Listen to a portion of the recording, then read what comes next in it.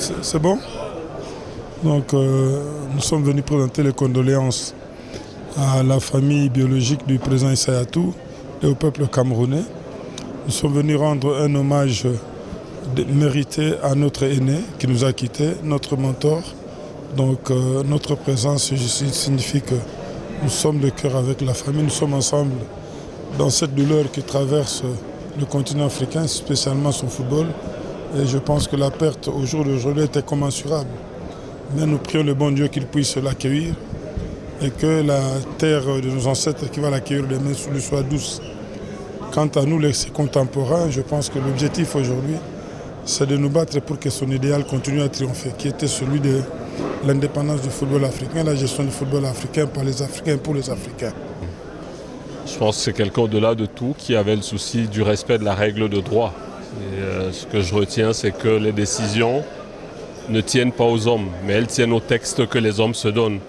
Et donc je l'ai vu parfois être mis en minorité, mais accepter la décision parce que c'était la décision non seulement que prescrivaient les textes, mais parce que la majorité avait opté pour cette décision-là. Et il considérait que forcément les textes étaient au-dessus des hommes. Donc il y avait des choses qui étaient cardinales chez lui. La ponctualité, ça aussi je l'ai appris à ses côtés.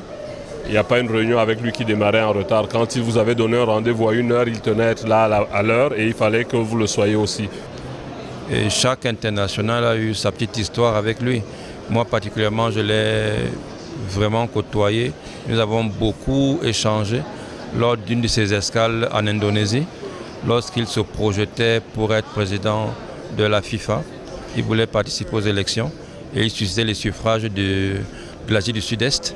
Et moi, j'avais eu l'insigne honneur d'être son traducteur pendant ses conférences de presse. Et après les conférences de presse, nous avons passé de longues heures à parler du football. Sa vision était tellement claire, limpide. C'était un homme honnête, droit dans ses bottes, qui maîtrisait ses dossiers. Et je crois que c'est un exemple. Ce n'est pas pour rien qu'il a mis aussi loin à la tête du football africain. Et je crois que c'est un exemple que tous nos administrateurs devraient suivre. Et puis, je suis Madame Nyonga, l'ancien coach des Lions Indomptables. Nyonga, né Happy Martin. Bon, qu'est-ce que je peux vous dire de particulier si ce n'est que nous étions une petite promotion de 8 étudiants. Et c'était la vraie fraternité. Et c'était un grand athlète. Lui, il faisait les 400 mètres. Bon, chacun de nous avait une spécialité. Mais c'était tout. Il était très sympathique.